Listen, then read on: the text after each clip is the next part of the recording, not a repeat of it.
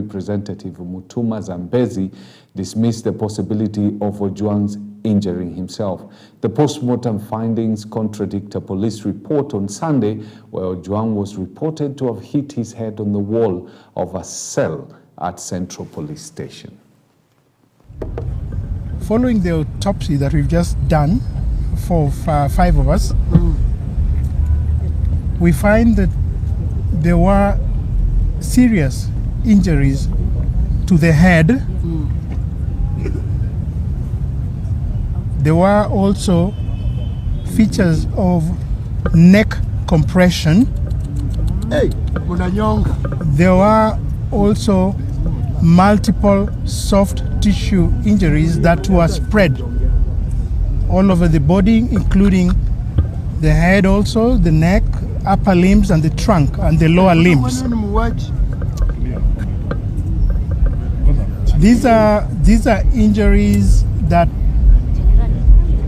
externally inflicted from external source and are in keeping with assault. Now, upon conclusion,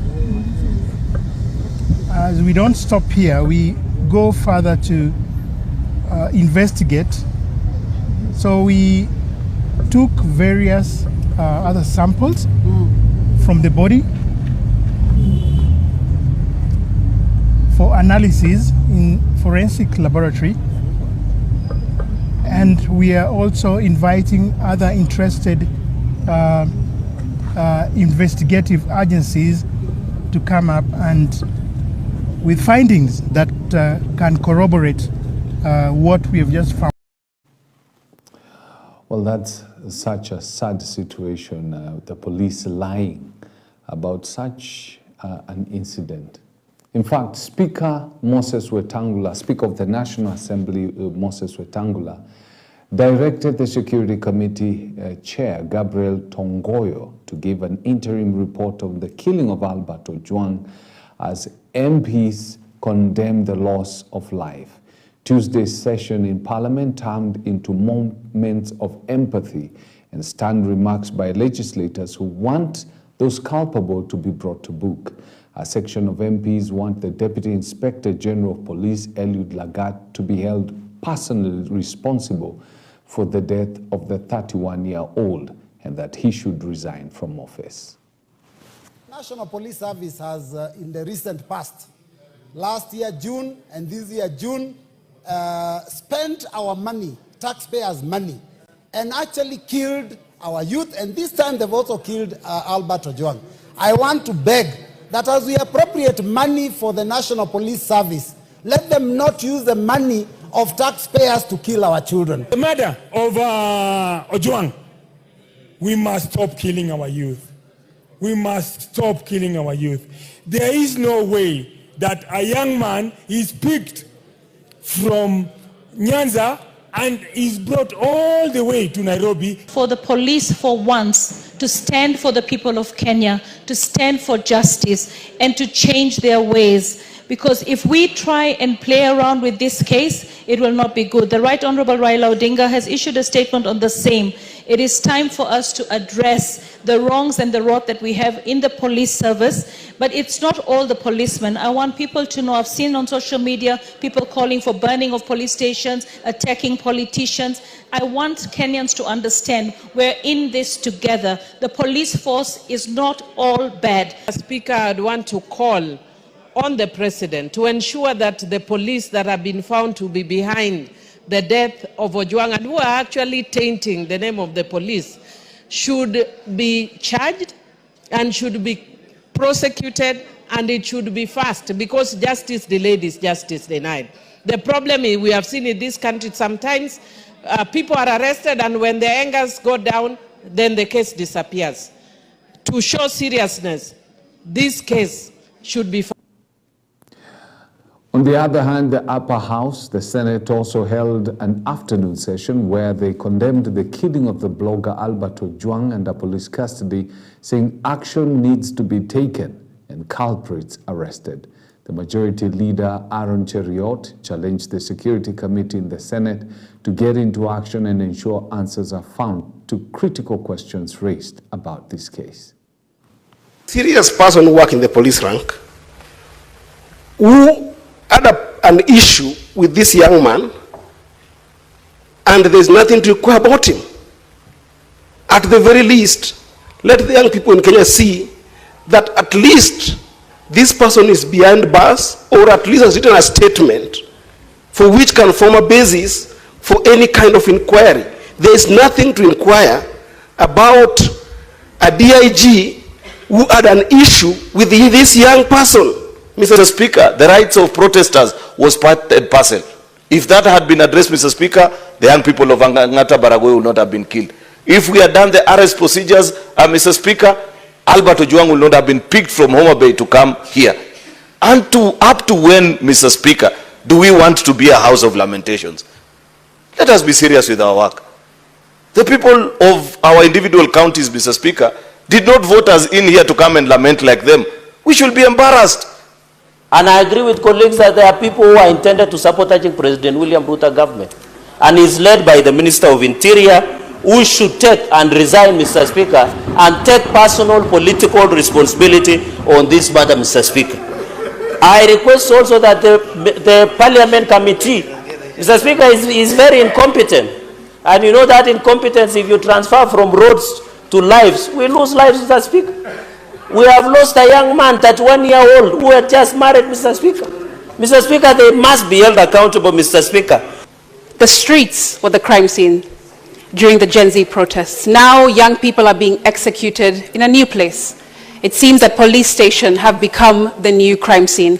And I, as I proceed, want to call for the IG and his deputy, who have had far too many extrajudicial killings under their belt in just 1 year, fired with immediate effect. Mr. Speaker, because there are too many rights that have been violated through the death and the killing of Albert, 26, 28, and 29, and other articles of the Constitution. As this was going on, angry protesters took to the streets to protest over the suspected brutal killing, police and extrajudicial killing of Albert Ojwang. Police officers had a difficult time controlling the crowd that grew by the hour. Angry activists also chased a Homa Bay woman rep, Osogo Joyce Bensouda, expressing their frustration over the government's ignorance of the Constitution and principles of justice.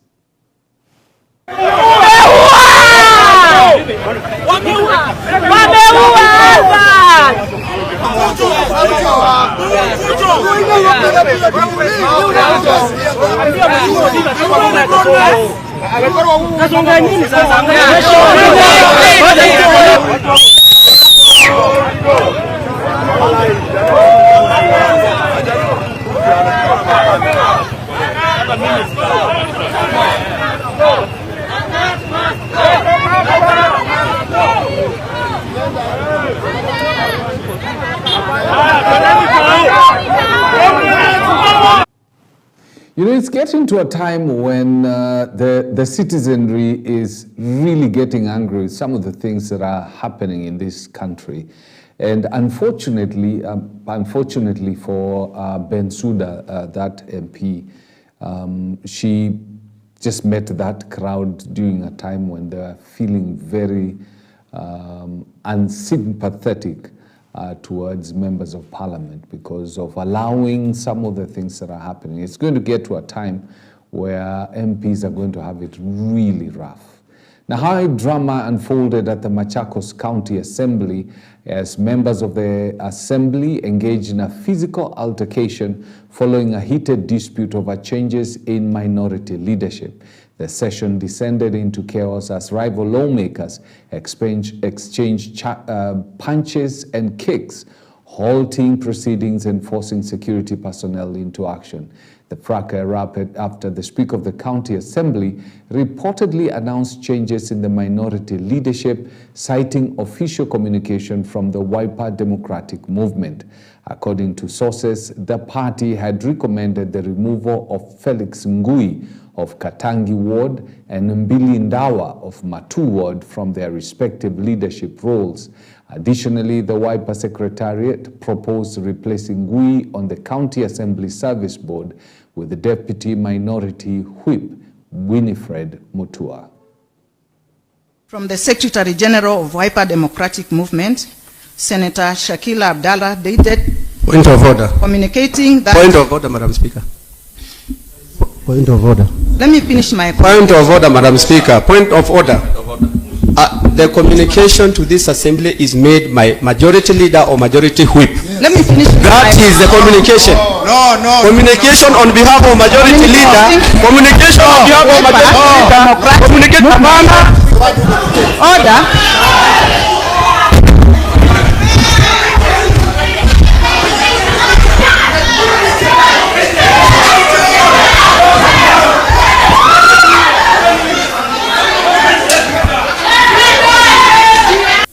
The Maendeleo Chap Party held a meeting and resolved the following changes in the minority leadership. That Honorable Judas Ndawa, MCA Matu, ceases to be the minority party leader and is replaced with immediate effect by Honorable Francis Kavio, MCA Kinani Ward. B, the Honorable Francis Kavio, MCA Kinani Ward, ceases to be the Deputy Minority Party leader and is replaced with immediate effect by Honorable Francis Ngongo.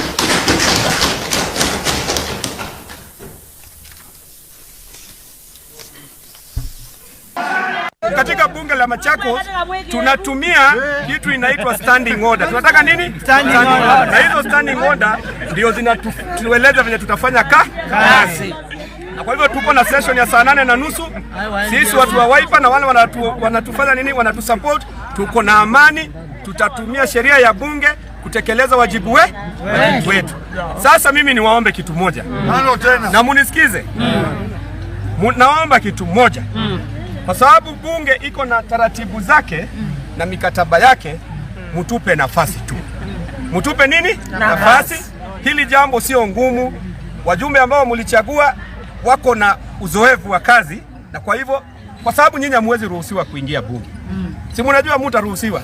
Na hatutaki ghasia. Hatutaki kurushiana maneno. Tafadhali hatutaki kurushiana maneno. You know, from the beginning of this bulletin up to where we are right now, most of the things that have happened are unfortunate things. And there are reactions that come when some of these things happen. Like, take for instance, residents in London area of Nakuru County staged protests yesterday over Monday's shooting of a gentleman called Daniel Derito Mwangi, also known as Deno. Demonstrators shut down the Nakuru-Kabarak highway, halting all transport and bringing operation to a standstill, with shops and business premises shuttered and local commerce coming to a halt.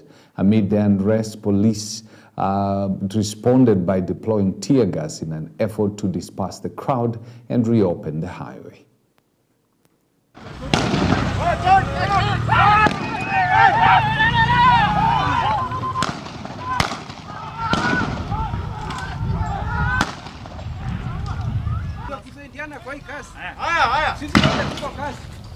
Kai.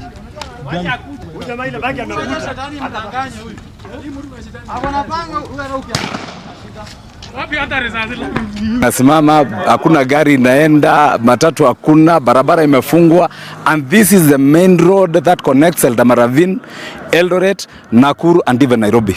So we don't understand how the government is really working. Gari yangu already megongwa. Unashindwa na mtu, sasa tuko Kenya ama tuko sijui wapi. Where are we headed to? Tunataka tu amani baina ya raia na polisi, wafanye kazi safari moja, wafanye kazi pamoja. Shauri, hatuwezi kukaa bila polisi. Polisi naye wakikosa, wizi itakuwa mingi. Sasa tunaomba waelewane, wale wameumia tunaombea Mungu wapate afueni haraka. Wale askari pia wameumia, tunaombea Mungu wapate afueni haraka. Si gani nimetubeba kwa manaji picha huko. Wanakuja kutupiga picha tu. Na anapiga na kisiri. Well, as all this happened, later on in the day, the president decided that he was going to address matters Kenya. President Ruto said that he desires and plans to preach unity among Kenyans to become one nation. The president said that just like the African Independent Pentecostal Church of Africa is one, Kenyans should embrace unity. He was speaking when he met the AIPCA leaders at State House. Ruto humorously added that he will make sure he unites Kenyans even as cousins. This is after the former Deputy President Rigathi Gachagua coined the word cousin while addressing crowds during a campaign blitz along the coast with other opposition leaders.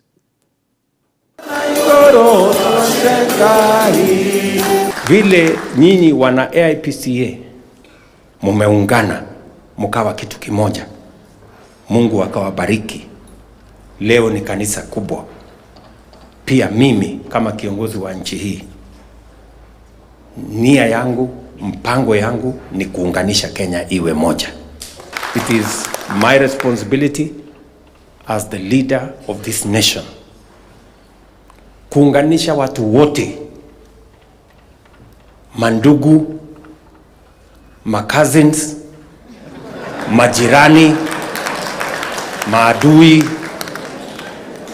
wote ni waunganishe watu wawe ni watu wa taifa moja, taifa la Kenya. Hii nchi inatutosha sisi wote. Mungu anajua ni kwa sababu gani ametuweka katika taifa la Kenya, sisi jamii zote wa taifa letu la Kenya. God knows why. Na mimi kwa sababu nimepatiwa nafasi ya kuongoza nchi na Mungu ametuweka hapa, mimi nataka tukubaliane, and I will work hard kuhakikisha ya kwamba serikali ya Kenya inajumuisha Wakenya wote. Serikali ya Kenya, I want to tell you, serikali ya Kenya sio lazima wengine wawe nje ndio wengine wawe ndani. Hapana, tunaweza kuungana sisi wote. Na hiyo ndio bidii mimi niko nayo. Watu wa Central Kenya wawe ndani ya serikali. Watu wa Coast wawe ndani ya serikali. Wale wa Northeastern, wa Somali na wengine wawe ndani ya serikali. Watu ya Bonde la Ufa wawe ndani ya serikali. Watu wa Western wawe ndani ya serikali. Watu wa Nyanza wawe ndani ya serikali. Eastern wawe ndani ya serikali. Inatutosha sisi wote. Inawezekana tuwe zote ndani ya serikali moja, ya taifa moja, kwa sababu ndio mpango ya Mungu, na hapo ndio Mungu atatupatia baraka kama taifa. Well, I do agree with the president. We need to become one country, one nation. We are so many nations within one boundary. We have, right now, we have the cousin nation, we have the Kenya Kwanza nation, we have the ODM nation. As in, we are many nations within one state, and we need to become one people. That's the most important thing. Now, a 19-year-old youth who allegedly disappeared after defiling a 5-year-old boy in Hidayah Mosque in Isiolo town is still being sought. It has been revealed that this is a second such incident at the mosque, and that the earlier case, which was not taken to court as it was resolved through the Maslaha, an initiative dispute resolution mechanism mediated by the local leaders. This is despite national laws prohibiting the use of such mechanism in rape or defilement cases. The mosque committee and community elders are under investigation for perpetuating the informal justice system that undermines legal accountability in criminal cases. Police have confirmed that the investigations into the recent indecent acts are underway.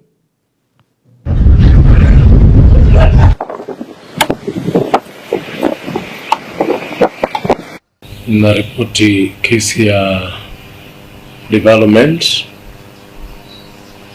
ile iripotiwa hapa station ya Isiolo na mmoja anaitwa Abdi Kadir on behalf of a son ule akona miaka 7.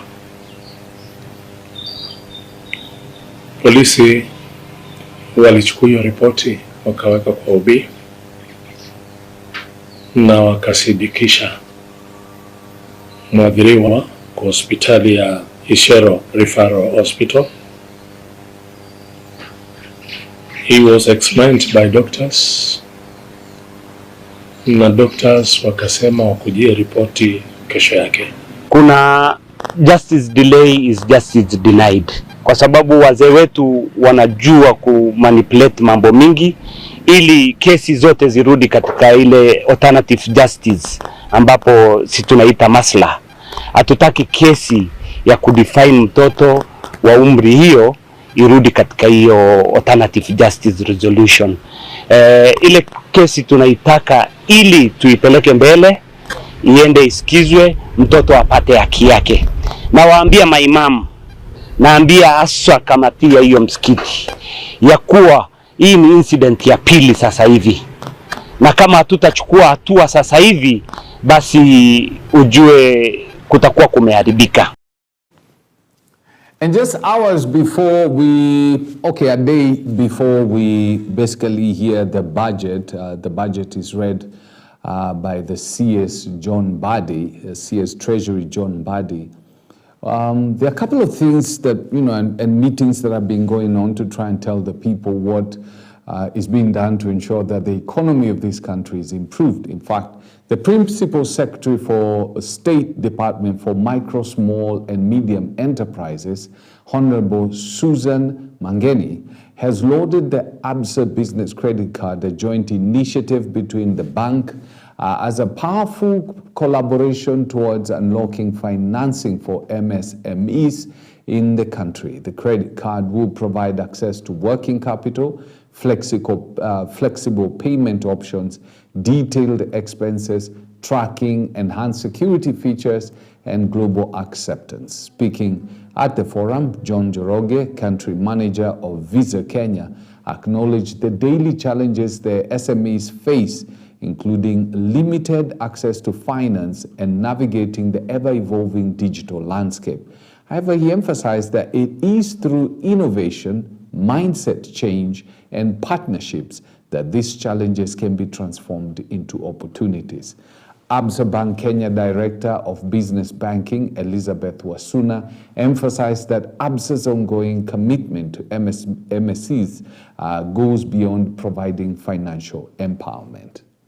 And in a bid to enhance business readiness for MSMEs, their resilience, and to work hand in hand with entrepreneurs, today we are excited to announce the launch of the ABSA Business Credit Card partnership with Visa, a game changer in the financial sector. The ABSA Business Credit Card is not just a payment tool, it is a powerful financial solution designed to empower businesses by enhancing cash flow flexibility, enabling businesses to transact locally and internationally. As a global leader in digital payments, Visa's mission is to connect the world through the most innovative, reliable, and secure payment network, enabling individuals, businesses, and economies to thrive. Together with ABSA Kenya, we are proud to launch the Visa Business Credit Card, a product designed specifically with SMEs in mind. SMEs are very critical, not just to Kenya, but to the world economy. I know here in Kenya, our contribution to GDP is about 40%, but we are still behind the global average of 60%. Many countries that are developed, like US, like most of European countries, German, France, all of them are SME powered. Most of them are SME powered. So SMEs are very integral because they contribute to most jobs in an economy, and above everything else, that's the reason why we keep on innovating because they come up with ideas and they keep on, changing the world.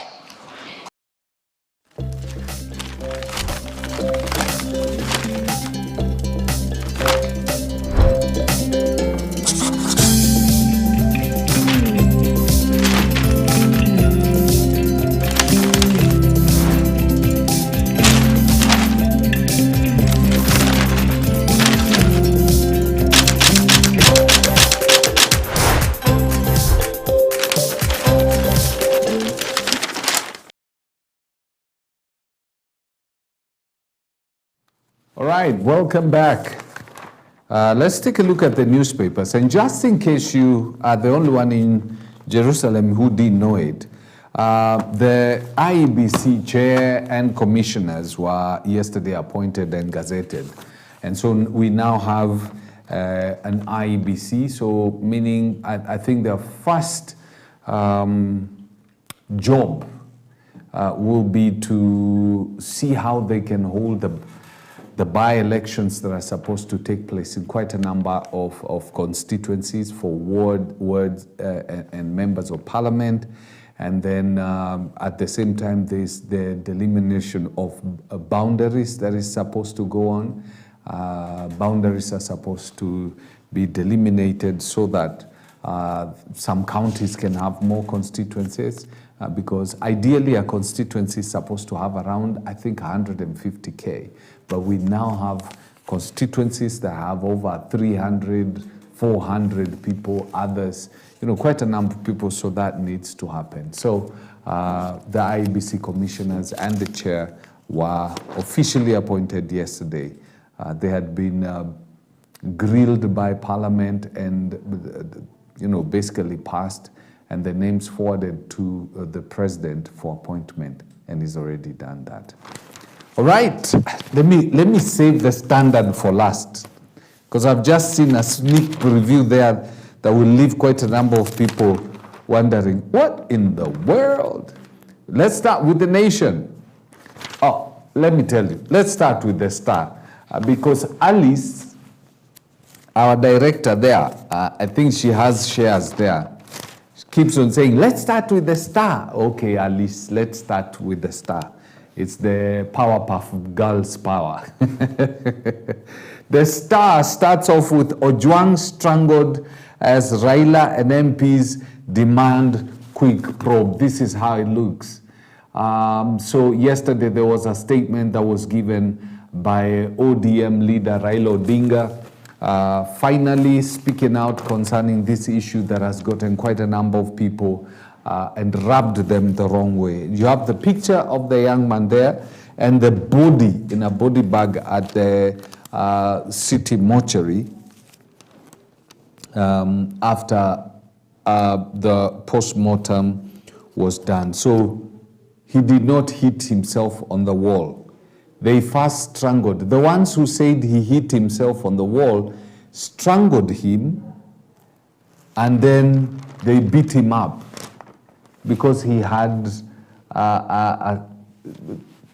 evidence that he was choked, and at the same time he had been beaten up real bad. And then we have on the third page, judge's iPhone, laptop with the judgment stolen.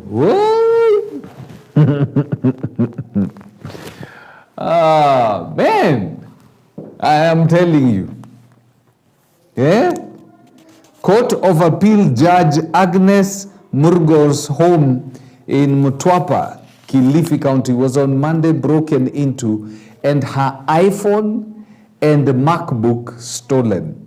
The raid at the judge's Shariani Kuruwitu residence was reported by her bodyguard at a certain time. The security officer received a call from Murgor informing him of the burglary. Investigators found that entry was gained by severing sliding door locks. The burglars accessed the lounge and master bedroom. The stolen MacBook contained judgments and court proceedings. Wow, wow. So if the judgments were in that I thought they're also supposed to You know, people have gone digital. But now what happens? The judgment is there. Do we talk to these guys so that they can forward it to her? Just kidding though. Ojwang was strangled as Ojwang was strangled as Raila and MPs demand quick investigations. Albert, and then it tells why the DIG, the Deputy Inspector General Lagat, is under siege. He's the complainant. Now I'm seeing quite a number of people coming to his defense. I'm not saying he did it. No, I'm not saying he did it. What I'm saying is all of a sudden I've seen, including former inspector generals, police spokespersons coming out to defend him. Number one, you are not with him, you are not within his proximity. And so only God and the police officers that took the guy from Migori can tell us what happened and who sent them. Redemption time, Wanyonyi hopes to get back to Inum Ways and at Oslo. Na msinikujie, mimi sijasema kitu mbaya. Alice, nimesema kitu mbaya kweli?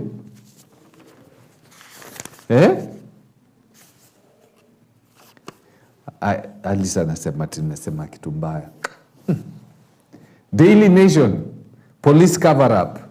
Authorities have attempted to blame Albert Ojwang for injuries that caused his death in their custody. But while his tormentors have succeeded in silencing the vocal teacher forever, they could not hide the truth about the cause of his sudden death.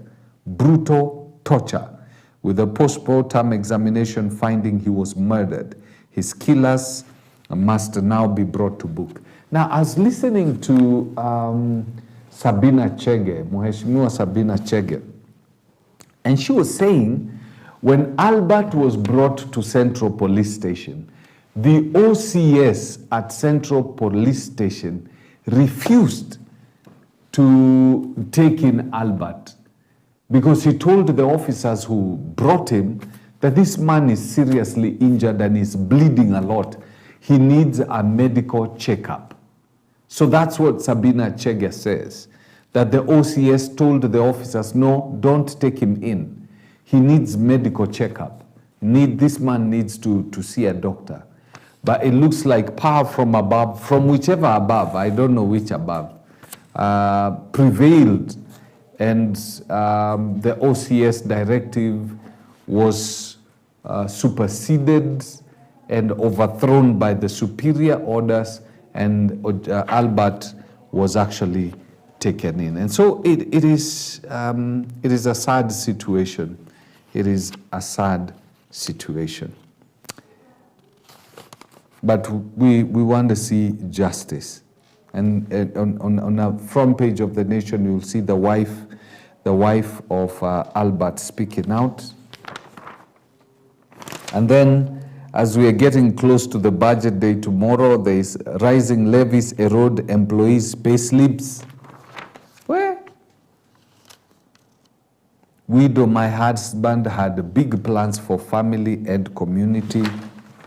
And then 71,000 student loan defaulters blacklisted as HELB owed 35 billion.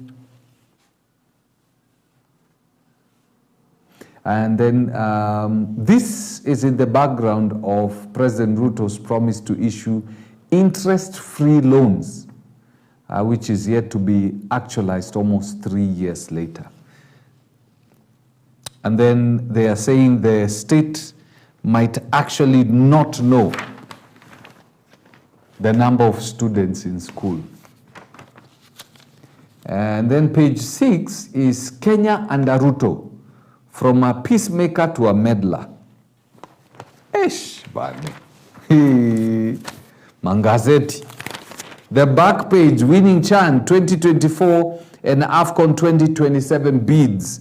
A brace of goals worth bragging about. Okay. Aya, tuingie the standards. This is how it looks. Tortured and strangled. Tortured and strangled. Police tried to spin a crude tale about the death blogger and teacher Albert Ojwang, and they got it spectacularly wrong. Through their spokesperson, they claim Ojwang fatally hit his head against a wall inside a police cell. Let me tell you something. There is nothing as horrible as being made a spokesman for either the police or the government, because what happens, you end up saying very silly things because you're receiving instructions. Like this one, it's a spokesman who said, this guy, what he did, aligonga ukuta hedi, and that's why he died.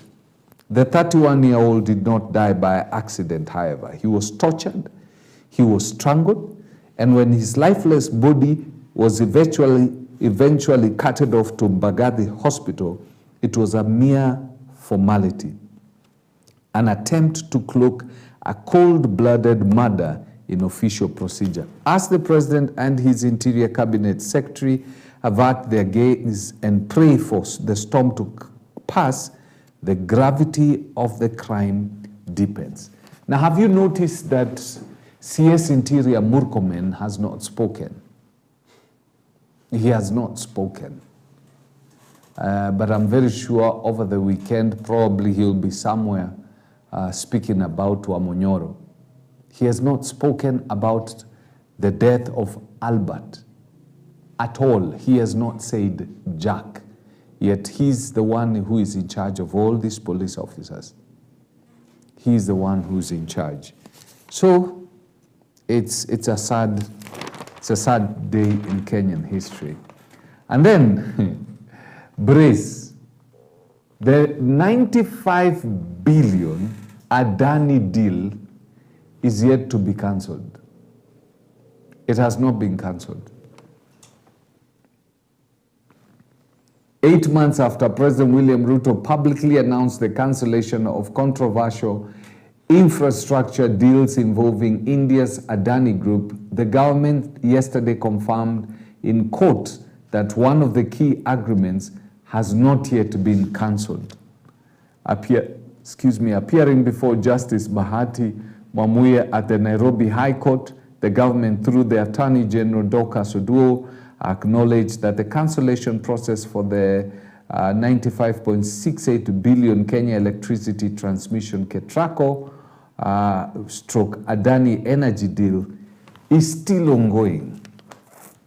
Childless couples' property should be shared by Manskin. Who should inherit wealth when a married couple dies without children and without a will?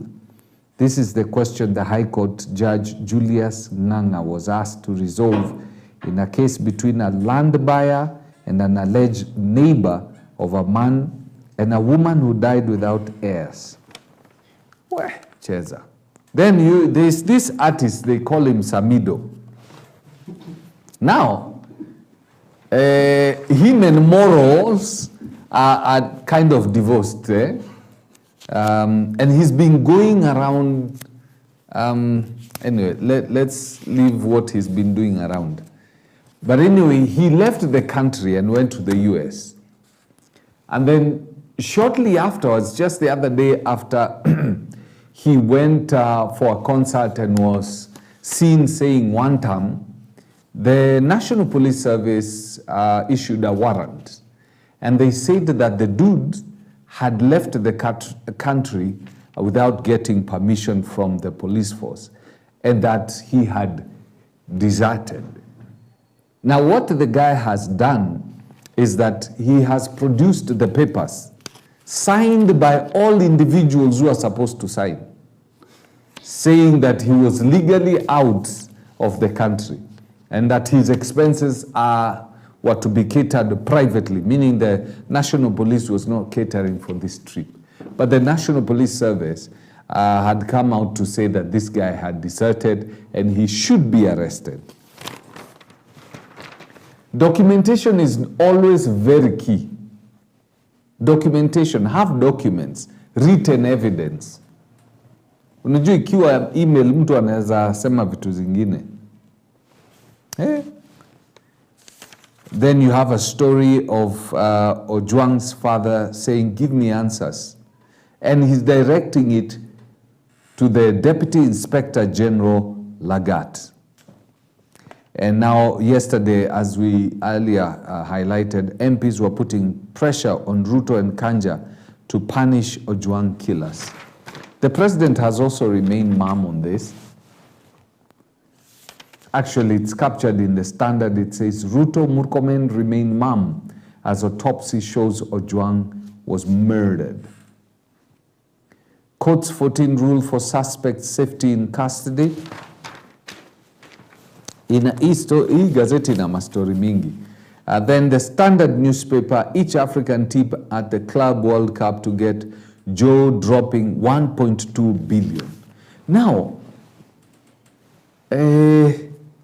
I don't think Kenya qualified for this. Mi sifuatangi sports, wacha nisiwadanganye. I don't follow this. The 4 African qualifiers for the revamped Club World Cup in the United States are set to become much richer, no matter how they fare in the 32-team tournament. And probably it's good if now that they were not, because what would happen, because of the 1.2 billion shillings, you would have members of parliament demanding to become part of this team. Sinuachi hapo. Our guy Mungai, we normally do the Wednesday mindset with him, but he got he's gotten a gig. Wacha tuone kama atatuma kakitu. But always remember, guard your heart with all diligence, for out of it are the boundaries and the issues and outcomes of life. Whatsoever you allow here is going to affect out here.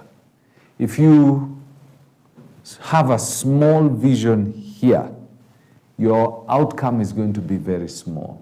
So what you need to do, what we need to do, is we need to replace our thoughts with God's thought. Our God is big, and his thoughts are humongous. And he says, be ye imitators of God as dear children. So we are supposed to imitate God. If God takes a right step, you take a right step. If God says this can be done, you say this can be done. Even if you don't know how it's going to be done. But he said it, you believe it. If he says that you are blessed, you take it. You say, yes, I am blessed. There is something, as we have this conversation, kidogo kidogo, there's something somebody taught us in that you ought always to respond to the word. Always. When God says, I have blessed you, you are supposed to respond to him. And the response is supposed to be in the affirmative. Yes, the Lord has blessed me. It's supposed to be you're responding that you've already been blessed. Because in Hebrews, I think, chapter 13, there's a place he says, for he has said that he will never leave you nor forsake you. And then he says, so that you may boldly say. So whatever God says, he says it so that you and I may boldly say, we respond to his word. So find out what he has said about what you're going through, and then boldly say what he has said. If we do that, we will have more successes and victories in our life, because you know, God is seated down on his throne, meaning he stopped working. He's enjoying his Sabbath. He finished everything. And so if he finished, then we should be enjoying what he finished, right? So it is because we as men, in our carnal minds, we don't see as though God finished what he started. But he did. He finished everything that he had wanted to do, and he sat down. And he told you and I that all you need to do is believe that I finished everything that I finished. I said I had finished for you.